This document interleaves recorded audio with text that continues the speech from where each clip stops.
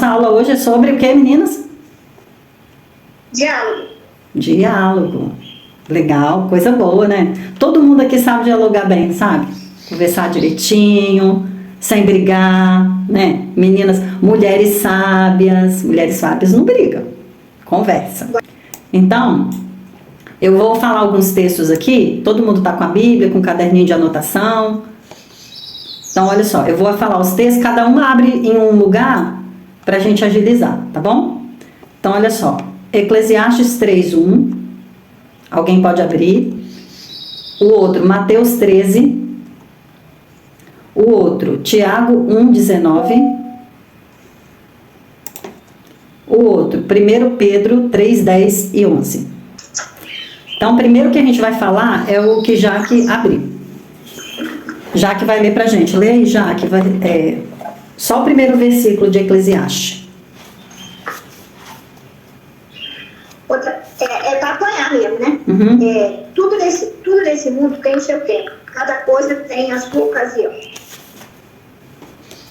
Então, olha só. Nós estamos falando hoje de diálogo. O diálogo, quando começa um diálogo, a gente está aqui focado mais na questão de casamentos, mas o diálogo ele existe entre amigos também, né? Em todos os lugares que nós vamos tem diálogo. Na profissão, em todos os lugares. Então, quando eu começo um diálogo, eu tenho que ter claro na minha cabeça o que eu quero construir, se é uma ponte ou se é uma muralha, né? Se eu construo uma ponte, eu consigo chegar até o outro, o diálogo está fluindo. Mas se eu construo uma muralha, o que você falar, você pode falar o que você quiser, e não vai passar. Então, para que eu entenda isso, a gente vai estruturar um diálogo entendido dentro dessas 4 textos, tem muitos outros, tá? Mas a gente vai construir isso dentro desse. Então, o primeiro que a Jaque leu fala sobre o tempo. Então, a primeira parte da minha ponte. Eu, para dialogar, né, muitas vezes, o que acontece com os casais? Eles querem dialogar as coisas no momento errado. No tempo que não é agora. Ah, mas eu estou muito nervosa, eu quero falar agora. Se eu não falar, eu vou explodir. Não, você vai engolir isso aí, você vai esperar o momento certo de falar. Se você falar no momento errado, você vai construir muralha, não é ponte. Então, não adianta eu falar no momento errado. Por isso que está escrito lá, há tempo para todas as coisas, inclusive para nós abrirmos a boca para falar. Então, se eu falar no momento errado, não vai ter aceitação, vai ter resistência, vai ter briga. Então, eu tenho que saber o momento certo, eu tenho que ser a mulher sábia. Né? A mulher sábia, ela sabe o momento de falar. Vamos dizer que você foi aborrecida e está no meio de um monte de pessoas. Aí você vai sair falando no meio de um monte de gente. Só quem foi aborrecido foi você. Não precisa você externalizar para a plateia saber que você está aborrecida. Até então, só você que sabe. Mas se você abrir a boca na hora errada, você vai se expor. Né? Então, para que eu saiba funcionar da forma, construir a minha ponte e não a muralha, eu tenho que saber que momento é esse. E esse tempo, cada pessoa tem o seu. Né? Não é o tempo que eu quero. Nós conhecemos nossos cônjuges. Né? Nós mulheres somos detalhistas. Então a gente conhece, a gente sabe o jeito deles, a gente conhece os detalhes, os comportamentos, né? E por isso também sabemos o momento exato de falar. Então a gente sabe que não pode falar no tempo que o outro está aborrecido, que o outro já está espinhado, que está irritado com alguma coisa. A gente conhece cada um. Então nós vamos estudar a partir de agora o melhor momento de abordar o assunto que nós queremos, para que a gente saiba sim construir a ponte e não a muralha. Tá? Essa é a primeira parte. Segunda parte, quem abriu Mateus pode ler. E quando semeava, uma parte da semente caiu no pé do caminho, e vieram as aves e comeram. E outra parte caiu nas pedregais, onde não havia terra bastante, e logo nasceu, porque não tinha terra funda. Outra caiu entre os espinhos, e os espinhos cresceram e a sufocaram. E outra caiu em terra boa, e deu frutos, e um a 100, outro a 60 e outro a 30. Ok? Então, esse texto fala do coração preparado. A terra é o coração da pessoa. Será que quando eu estou falando, o coração dessa pessoa está pronto? A semente é a palavra. Será que o que eu vou falar para ela vai cair num lugar bom? Numa terra fértil? Ou numa dessas outras que foi lida aí, né? Uma caiu ao pé do caminho, a outra caiu em pedregais, a outra caiu entre espinhos, e só a quarta que caiu em terra boa. Então, será como que está essa terra que eu vou jogar a minha semente? Porque se a terra não está legal, eu vou jogar minha semente fora. Ela vai morrer. Ela não vai germinar. Então, eu tenho que saber que, para que eu fale, a terra tem que estar boa para que germine isso que eu vou falar. Vou dar um exemplo. Como é que eu vou falar... Uma pessoa que chegou do trabalho agora, está super cansada, né? Às vezes até bebeu antes, porque alguns maridos gostam, né, de passar lá em algum lugar, beber antes de chegar em casa, e já não está normal, né? Ele já está um pouco alterado. E aí chega em casa, como que está a terra desse coração? Será que está pronto para eu lançar uma semente? Né? Então eu preciso saber, eu vou desperdiçar minha semente? Porque a semente é energia. Toda vez que nós falamos... Eu tô dando a minha energia. Será que eu estou sabendo investir essa semente no campo certo? Porque se não está, essa terra não está preparada para receber semente, o que eu estou fazendo jogando semente nessa terra que nunca produz nada? Eu preciso preparar essa terra antes. Porque nunca vai germinar. Eu vou sempre jogar semente fora, semente no lixo. Então não adianta. Né? E não adianta eu teimar. Não adianta. Se você não preparou a terra... Ou se você não soube jogar, viu? Que cada uma foi lançada em lugares que não ia germinar. Lugares diferentes, mas que não germinou. Mas se eu conseguir jogar na terra preparada, olha o tanto de fruto que deu. Né? Então eu preciso ter a paciência do preparo dessa terra. Eu passei por isso. Né? O momento que eu estava passando, como eu falei para vocês, era de muita dor. Mas eu fiz uma estratégia diferente. Fiz como se fosse um cronograma. Eu falei assim, preciso botar em prática. Então, primeira coisa que eu fiz, o meu comportamento. Calei a boca. Então, opa, está acontecendo alguma coisa. Porque foi a percepção que a outra parte teve. Está acontecendo alguma coisa? Não, está tudo bem, tudo normal. Fiz um questionário. E disse que era da terapia. Como se eu estivesse me olhando no espelho. Então, aquela pessoa vai falar para mim como que ela estava me vendo. Isso eu mastiguei, eu ruminei isso quase um mês.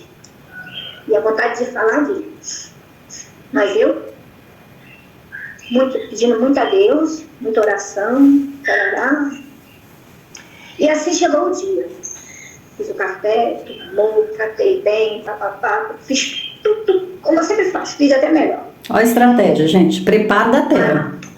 E aí, eu coloquei o questionário, gravei, falei que eu precisava gravar, aí eu gravei, primeiro, clamei pelo Espírito Santo, fiz as minhas orações, terminando o questionamento, clamei pelo Espírito Santo de novo, que eu precisava que ele estivesse me tomando conta daquele momento, de verdade. E aí coloquei para a pessoa ouvir o que ele falou, e depois eu fechei e falei assim, então, esse questionário não é da terapia. Eu estou querendo te mostrar a minha dor, aonde está doendo. E falei. E botei todos os questionamentos, a pessoa falou, o problema não é seu, é meu. E eu me coloquei assim, não vou me afastar, não vou abandonar o barco, mas eu estou aqui para ajudar como eu sempre estive. Basta você falar, eu preciso de ajuda, porque você precisa de ajuda, de Deus e de um profissional. Aí passou as semanas, né? Mantive calada, não falei sobre o assunto, até dava vontade, porque eu queria saber o retorno. Aí quando foi domingo agora, depois de quase 15 dias depois, domingo agora, a gente chegou da igreja, ele falou assim, a passagem que foi falada na igreja, foi assim, Jesus perguntando assim, nos discípulos, como eles o veem. Quem era ele para as pessoas, né? Para os discípulos que estavam. E eles se sentiam impactados. Como se fosse, como é que as pessoas me veem? Eu cheguei em casa, chegamos em casa, aí senta aqui no colo. Não, nem quero, senta aqui. Esse meu perdão, eu tenho melhorado, porque eu consegui externar. Nunca tinha na minha vida preparado o terreno como eu preparei. Nunca. Isso foi o maior desafio para mim. Eu comigo. Eu precisei traçar uma estratégia para mim, para eu estar bem. E claro, né? Como vocês, o mérito não é só meu, é principalmente de Deus, mas também porque o grupo me ajudou. E muito. É como foi falado. As experiências dos outros mostram que não é só você que sente dor, todo mundo sente, mas o que eu posso fazer com essa dor para que eu melhore? Ela precisa ser amenizada, ela precisa de um remédio. Qual é o remédio? E falo, dar um passo atrás é doloroso, muito doloroso, mas é importante para que tenha cura. Como a gente falou no encontro passado, né? Casamento é para sempre. Quer que a morte separe, porque ele é instituído por Deus. Meu marido não precisa de mim, nem eu preciso dele, porque ele trabalha, eu trabalho. Mas é isso que Deus quer para mim? Foi isso que foi. Deus me colocou ali, Deus me trouxe para cá. Alguém para ser infeliz? Não. Então, assim, vou traçando essa estratégia com ajuda, porque se não fosse a ajuda de vocês e as orações da gente em conjunto, eu não teria conseguido. E é isso. Então, gente, a Jaque, ela preparou a terra para ela gastar, ela gastou energia, ela investiu nisso, né? Às vezes eu quero um retorno sem investir. Eu fico só focando no outro, eu quero que o outro mude, eu quero que ele faça isso, eu quero que ele seja assim, eu quero... Tá, e qual a sua parte? Qual o seu investimento nisso? E se você está investindo da forma correta? Do jeito certo, no tempo certo, que é o que a gente está estudando aqui hoje, né? Então... para que eu invista energia, eu tenho que saber que terra é essa. Vai comprar, vamos dizer que você vai comprar uma fazenda para produzir, para plantar e vender o que dá na terra. Mas você não olha a terra antes. E aí, como é que você vai plantar nessa terra? Você vai ter que gastar, investir tempo nela, adubar, né, fazer vários procedimentos ali antes de você lançar a semente, porque senão sua semente você vai perder, ela vai morrer. Então, se eu não preparo nunca essa terra e sempre estou colocando semente, mas eu converso, mas ele nunca me escuta, ele nunca faz... Tá, vamos ver a fundo como é que está sendo esse diálogo? Se está seguindo essas etapas que vocês estão aprendendo aqui hoje, né? Pode ler, Lu. Tiago 1,19. Isso, 1,19. Sabei isto, meus amados irmãos, todo homem que seja pronto para ouvir, tardio para falar e tardio para se irar. Ah, esse é gostoso. Por que vocês acham que a gente tem duas orelhas e uma boca só? Por que, gente? Será que Deus errou aí na fabricação?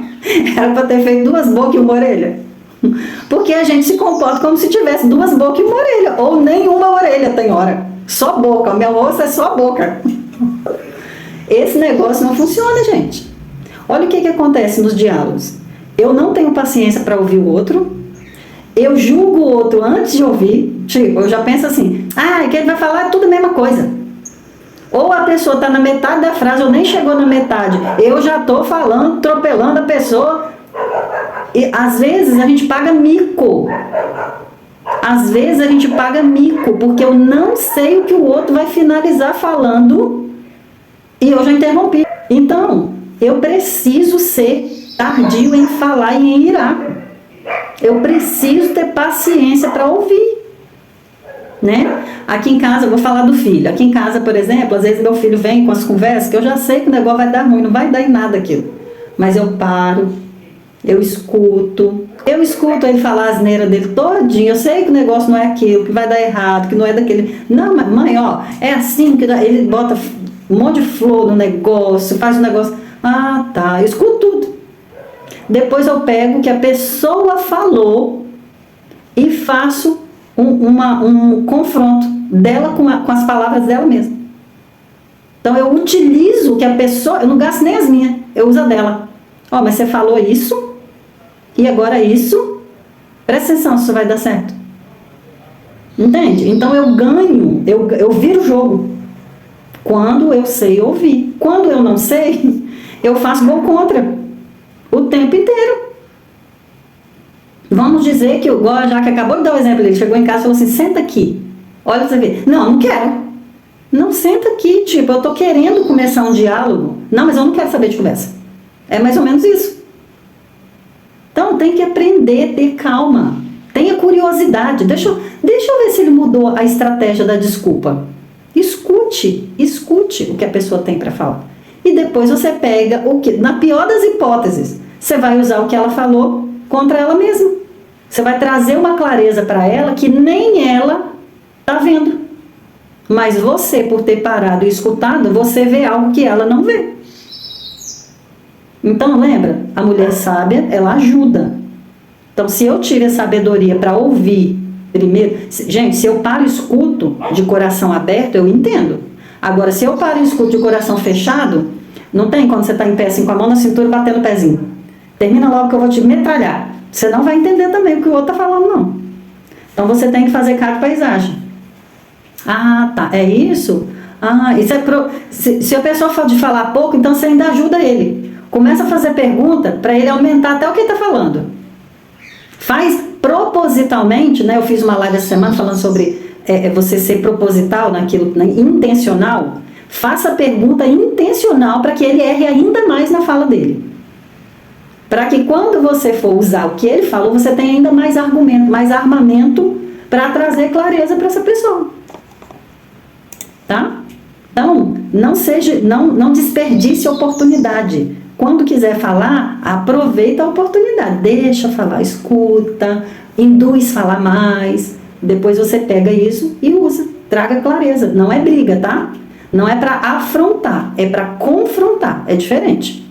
Com afronta tem briga, com confronto tem despertamento. A pessoa fica curiosa. Não, mas espera aí, não tinha pensado desse jeito que você está falando. Né? E aí eu desperto a pessoa para o que ele está fazendo. Tá? Próximo, 1 Pedro, acho que foi Cleidinho que abriu.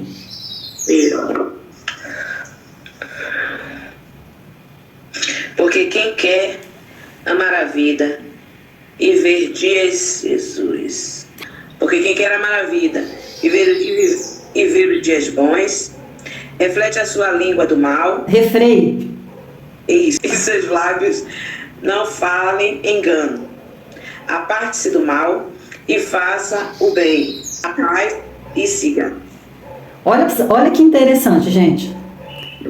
Refreie a sua língua. Deus nunca vai pedir pra gente algo que a gente não consegue fazer.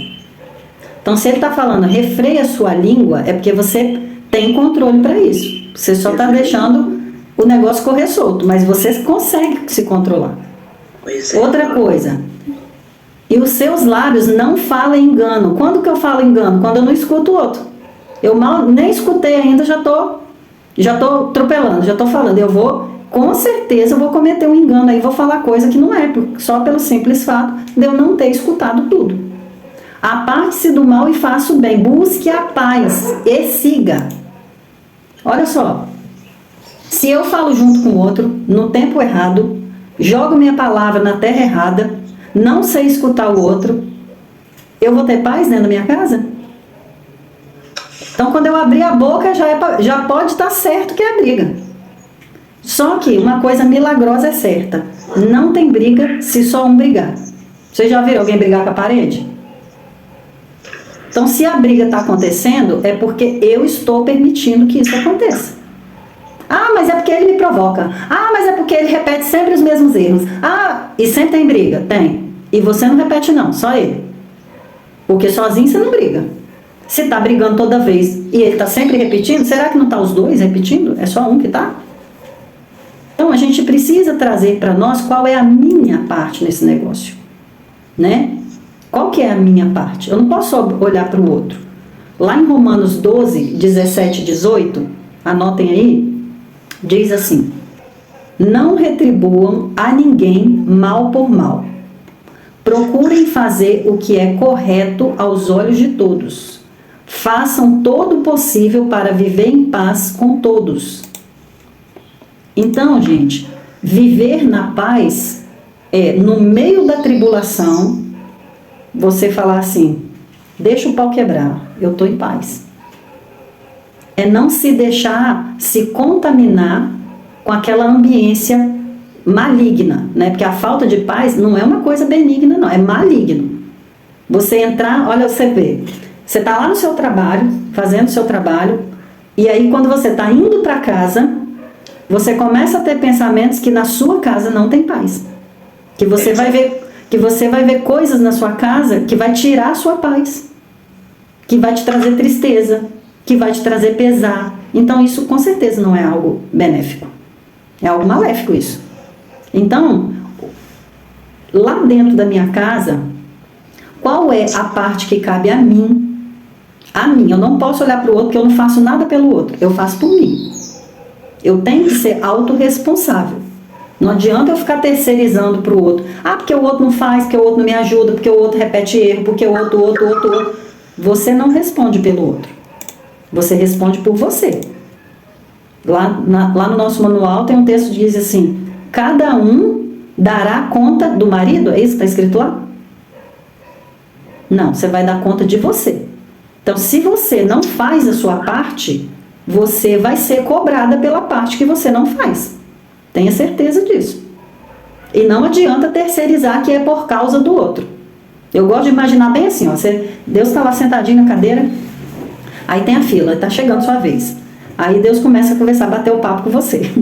Aí ele fala assim: e aí, Carla, como que você está? Como é que foi o seu dia? Vamos dizer que é no final do dia, né? Não vamos deixar para o juízo final não, porque aí o negócio pega mais pesado. Acumula tudo, então vamos acumular só um dia. Então no final do dia eu vou lá e falo: Deus vai estar me esperando, né? E aí, Carla, Lucélia, Valquíria, Mariana, Cleide Jane, Fabíola, Jaqueline e Eliselma, como é que foi o seu dia hoje?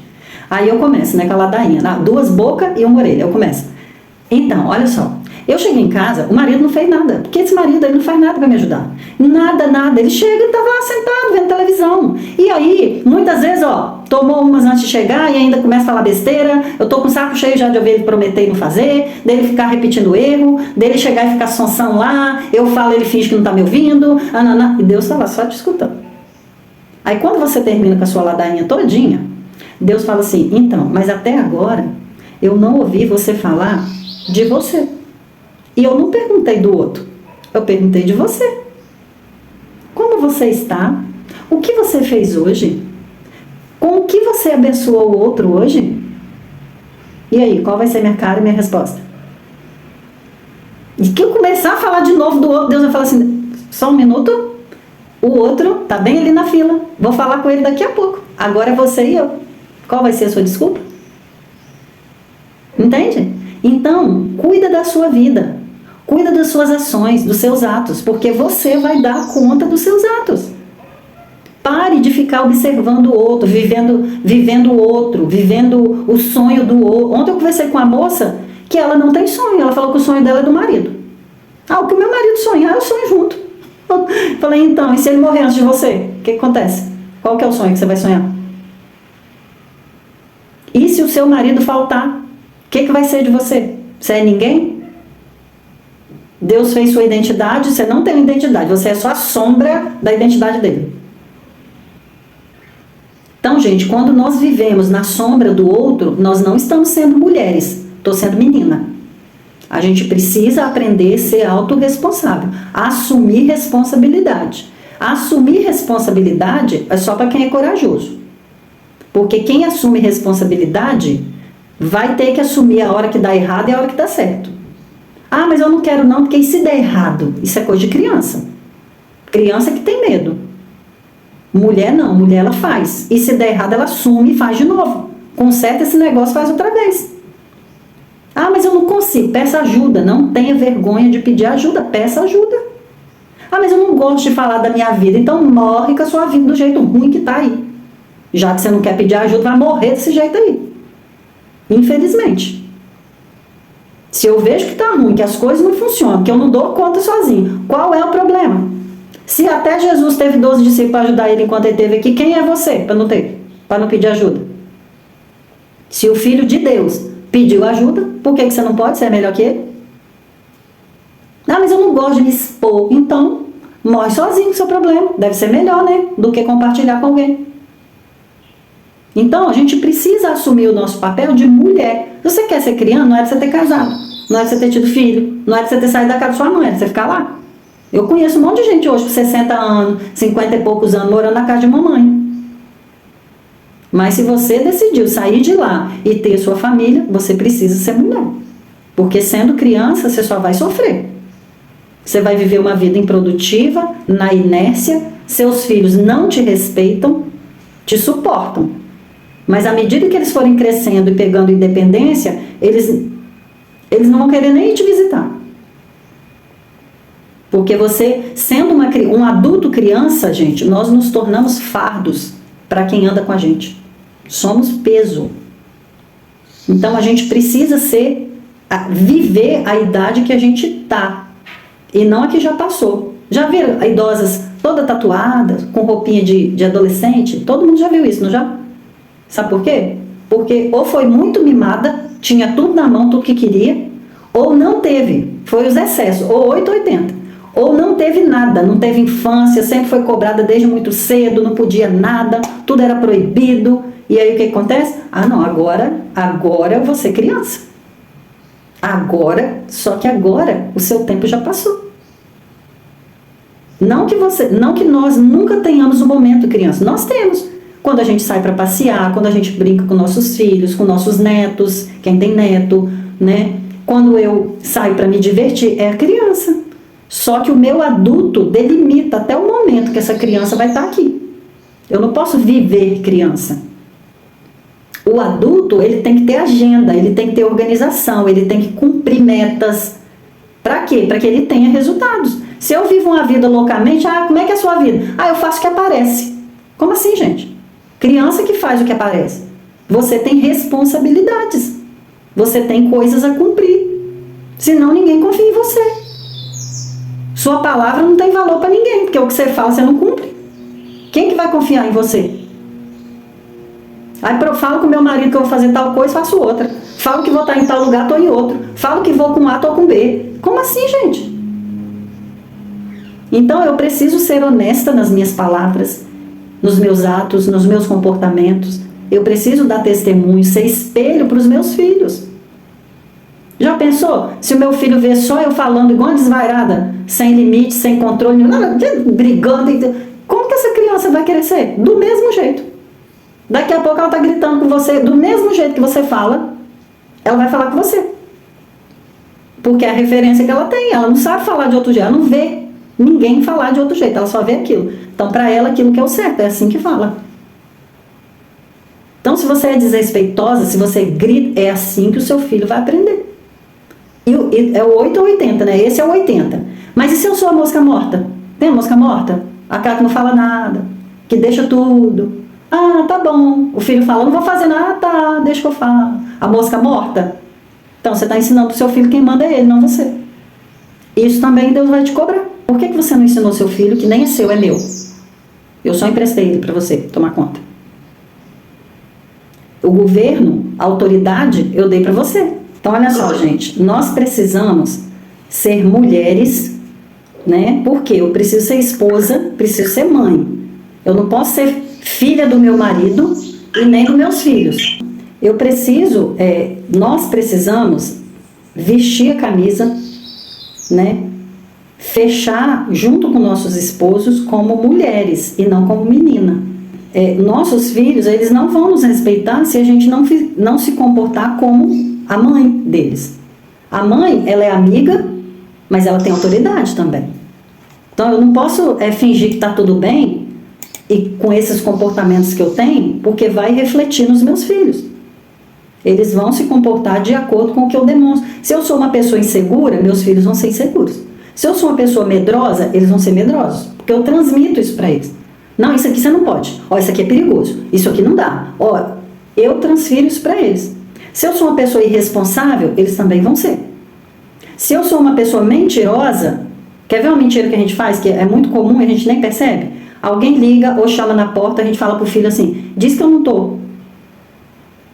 Eu tô ensinando pro meu filho a mentir. E ele lá na frente, na hora que eu ligar para ele e alguém atender, ele vai dizer assim, fala pra minha mãe que eu não tô. E ele aprendeu com quem? Com a mamãe. porque nós somos a referência deles. Então, todo o seu comportamento, ele está sendo rastreado, observado e será repetido pelo seu filho. Então, preste atenção. Se dentro de casa o marido e a mulher, o homem e a mulher, não sabem a posição de cada um e a autoridade que tem, o seu filho vai assumir a autoridade da casa. E para ele vai ser esmagador, porque ele não tem maturidade para assumir papel de pai e mãe. Você briga muito perto dos seus filhos, eles vão querer virar adulto para resolver um problema que as duas pessoas que ele ama não estão resolvendo. E muitas crianças desenvolvem doenças para chamar a atenção dos pais e tirar o foco deles da briga e botar neles. Não, agora eu estou doente, o foco sou eu.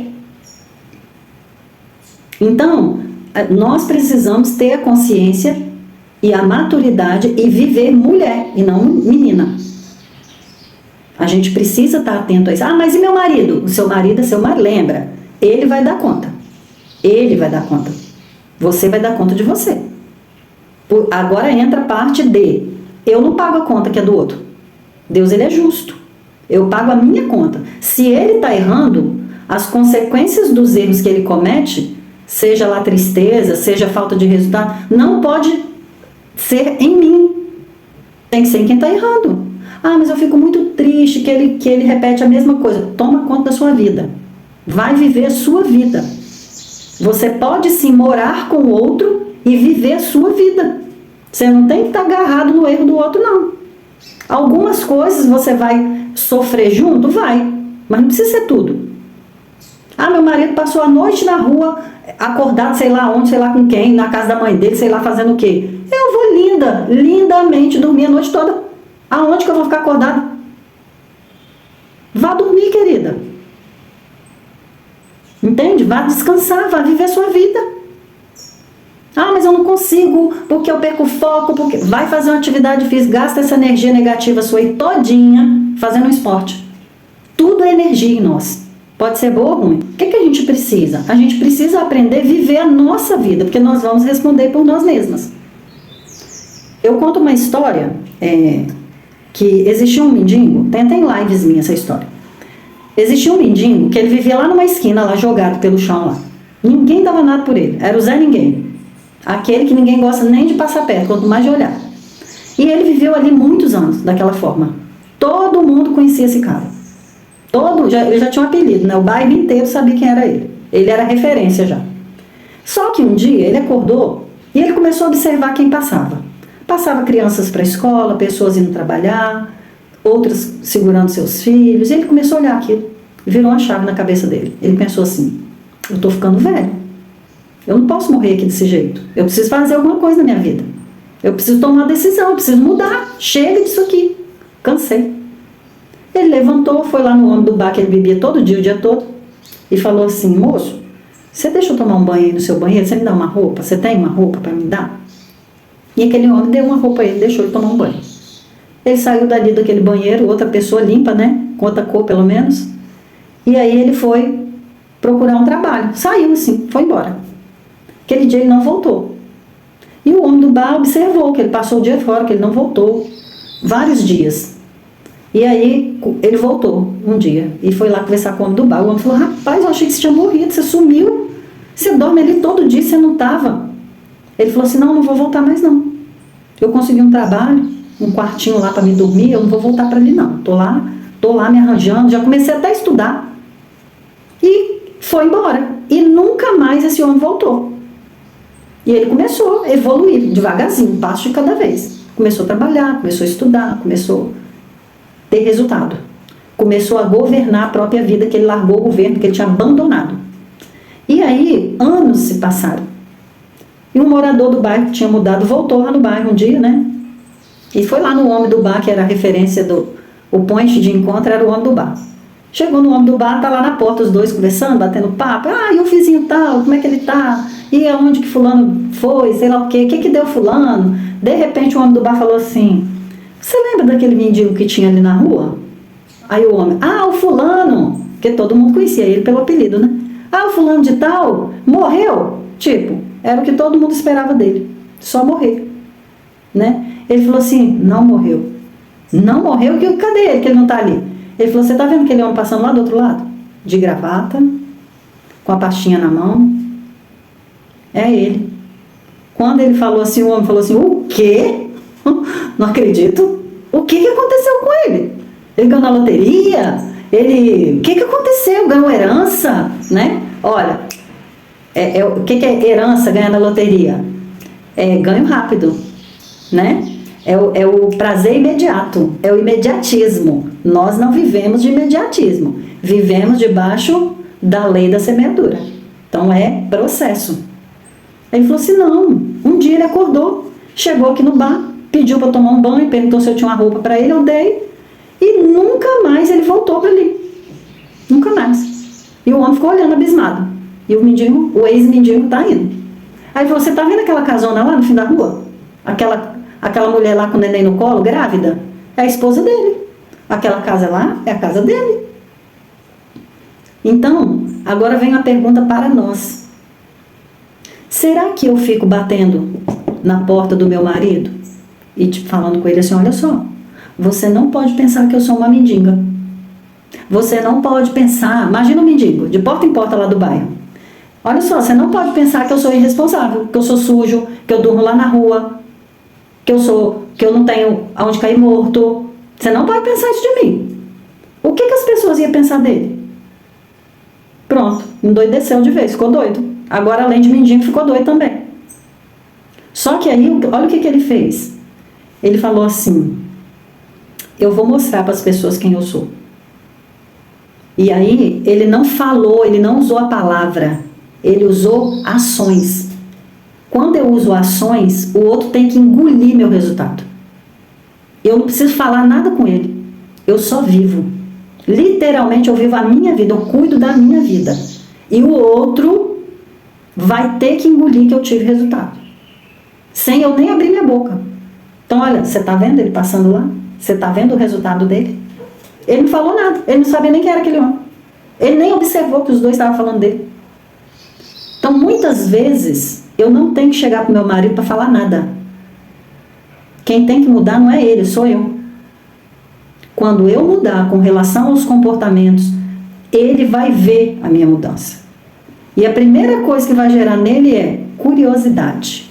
Por que essa mulher que era rixosa, faladeira, reclamona, de repente parou com isso?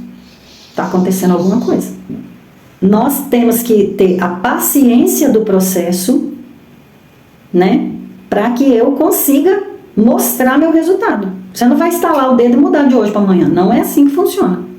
Eu preciso ser persistente e não insistente. Insistente é quando eu repito do mesmo jeito. Toda vez do mesmo jeito. Persistente é quando eu mudo o jeito de repetir. Eu fiz de um jeito, não deu certo não. Muda o jeito e repete. Ah, não deu certo de novo. Muda de novo e repete. É assim que a gente faz. Então, se você está fazendo coisas hoje e que não está tendo resultado e tudo está repetindo, muda a sua estratégia. Observe mais você, pare de olhar para o outro. Olha para você. Ah, mas eu já falei e ele faz. Deixa ele fazer. Quem vai responder por isso é ele, não é você. Não se meta no problema que é do outro. Na responsabilidade que o outro tem que ter e não está tendo. Deixa ele. Só que aquilo que for seu, faça com excelência. Não se negue a fazer. Porque vai ser cobrado de você. Então, se você é esposa, permaneça no seu papel de esposa. Seja respeitosa, ame, ajude. Ajude quando o outro quiser, ajude. Se não quer não, querido? Ok, não vou nem gastar minha energia. Melhor para mim. Vou poupar energia para eu usar em mim. Você não quer? Ok. Estou disposta a ajudar, não quer não? Você tem livre-arbítrio, assim como eu. Então, liberdade de escolha. Deixa o outro ser livre para escolher. Deixa ele. Quer se lascar? Você tem toda a liberdade para se lascar, é com você mesmo. Eu estou aqui para ajudar, se você não quer. Ah, mas aí ele vem e aí ele traz mau exemplo para os filhos. Você não é mãe? Você é mãe. Tem história de mulheres na Bíblia aí, que criaram filhos com pais altamente tóxicos e que foram filhos excelentes, exemplares, por causa da influência da mãe. Qual tem sido sua influência na vida do seu filho? Não é para você acusar seu marido também, não. Você tem que ser sábia. Então, você tem que chamar o seu filho, pontuar para ele, né? Sem deixar seu marido feio, porque seu marido é o pai dele. Você não pode... Só rapidinho, Elisema, só para você falando da sombra do filho, só uma experiência assim que ontem eu tive esse rápido, né? Eu tenho um filho de 15 anos, ele fez esse ano. E eu criei ele praticamente sozinha, né? Porque o pai dele chegava em casa todos os dias bêbado, o pai dele passava noites fora de casa. E muitas vezes a gente presenciava o pai dele, né, dentro do banheiro, pelado, sentado no vaso, dormindo de tão bêbado. E ele foi crescendo, vendo essa cena, muita discussão dentro de casa, né, agressão verbal, física. E aí eu praticamente criei ele sozinho. Então hoje ele está com 15 anos, hoje ele está fazendo menor aprendiz. E assim, eu tive que ser um exemplo na vida dele, ensinar para ele o que era o correto. E aí ontem eu estava aqui na pracinha aqui perto de casa, fui levar o menorzinho para brincar no parquinho, e passou, acho que uns 3 adolescentes. Deveria ter de 13, 14 anos, já com um cigarro na boca, aquele cigarro que eles falam, cigarro eletrônico, falando gíria. Aí eu falei assim, Senhor, muito obrigado, porque hoje eu tenho um filho de 15 anos, nunca me deu trabalho na escola, passou na fase da Olimpíada de Matemática, está com o menor aprendiz. E eu glorifiquei a Deus no meu coração, porque eu vi aqueles jovens, eu falei, que tristeza, né, para uma mãe ver um jovem daquele jeito. E eu, com toda a dificuldade, assim, eu consegui demonstrar o meu, o que era o caráter, o que era, né, ser uma pessoa de boa índole. E aquilo assim no meu coração, eu senti muita gratidão a Deus por ter me dado o privilégio de criar, né, ele na idade que ele está. Ele é de poucas amizades, gosta de academia. Então, assim, nossa, o meu coração encheu de alegria, porque quantos jovens estão aí perdido, né? Não sei se é culpa dos pais ou o que aconteceu, mas é muito triste. Sim. E eu ter isso demonstrado para ele, mesmo o pai, com todas as doideiradas dele, ele não seguiu o exemplo do pai, né? Nunca seguiu. Ele viu pelo meu exemplo e está hoje já se tornando homem. Sim. Então, como é que a gente pode pensar? Pensa no seu filho, a idade que ele tem hoje. Pensa nele daqui 10, 15 anos. Como que você quer que esse filho esteja? Qual é o legado que você está deixando para ele? Como você quer que ele seja, que ele te veja, né? Como aquela mulher rixosa que vivia discutindo, medindo força com o pai dele, porque ele ama você como mãe, mas ele também ama o pai dele. Então, temos que trazer uma clareza que o seu pai falha, ele é humano, ele comete falhas, mas o seu pai não é você. Você é você, a mamãe é a mamãe, o papai é o papai. E cada pessoa vai ter o resultado de acordo com aquilo que faz. Então, que resultados você quer ter para a sua vida? Né? Lembrar sempre para ele que ele deve amor e respeito a esse pai todo cheio de falha do jeito que está. Ele deve isso para o pai. Pelo simples fato que é o pai. Ah, mas o meu pai só me fez, foi embora, nunca mais olhou para mim. Ele te fez. Só isso, você só está aqui porque ele te fez. Então, um dia, esse cara fez você. E não foi por acaso. Porque a palavra diz que não cai nenhuma folha da árvore sem que ele permita. Então, se você está aqui, Deus permitiu que foi esse cara aí, todo torto, que fosse o seu pai. Então, muito você tem a aprender com ele. Se ele quer dar só mau exemplo, aprenda que todos esses exemplos que ele está te dando, você não deve seguir. Tem um aprendizado. Né? E eu que sou a esposa, gente, se o casamento é projeto de Deus, por que eu fico achando que está errado o meu? Tem alguma coisa errada aí que não foi Deus, não. Deus não erra, não. Deus é perfeito. Quem erra somos nós. Né? Eu não preciso viver com essa pessoa só uma vida de sofrimento. Então, eu não quis mudar ele na marra, eu deixei ele viver o processo dele. Eu não sofria, eu fiquei 19 anos servindo o Senhor e ele não. Mas eu me posicionava, ele não me impedia de fazer aquilo que eu sabia que era certo e que era bom não só para mim, mas para nossa família, né? E eu não vivia os sofrimentos do outro, eu não vivo o sofrimento, não aceito. Isso aqui você está sofrendo porque você não se posiciona. Então, arque você com a consequência disso aí. Eu não quero saber disso, não. Ah, mas é porque... Não. O que eu posso fazer dentro do que é meu fazer, eu faço. Mas aquilo que é do outro, eu deixo para o outro. Eu sinalizo, eu sento, eu procuro a aula de hoje, o tempo certo, eu preparo o solo para falar, eu escuto e eu lanço a semente. Quem faz a semente germinar não somos nós. Só que a gente precisa aprender a esperar o processo. Enquanto a semente germina lá no solo escondidinha, que Deus faz as coisas assim, Ele trabalha no oculto, eu estou aqui só regando. Como que eu rego? Vivendo a minha vida. Cumprindo o meu papel. Eu não posso ficar vivendo a vida do outro, senão eu não vivo. Né? Eu fico na sombra do outro. Eu não fui feita para viver na sombra de ninguém. Eu tenho a minha identidade individual. Eu sou única, eu sou exclusiva, eu sou importante. Eu tenho um papel a desenvolver nessa terra que não é garrada com outra pessoa. Eu casei, estou com essa pessoa, mas não sou essa pessoa. Eu tenho a minha identidade, sou independente. A minha identidade é independente da identidade que o outro tem. Então eu preciso aprender, respeitar, amar, honrar essa pessoa, deixar ela exercer a liberdade do livre-arbítrio que Deus deu para ela, sendo quem ela escolhe ser, mas eu também tenho que ser eu. Então você não quer mudar, você quer viver isso aí mesmo. É esses os resultados que você quer. Ok, vou te respeitar do jeito que você quer. Mas eu decido hoje, não sofro mais por causa de você. Isso aí é com você, não é comigo. Deu para entender, meninas? Eu sei que é um pouco confuso, mas se a gente abrir o coração, dá para entender e viver.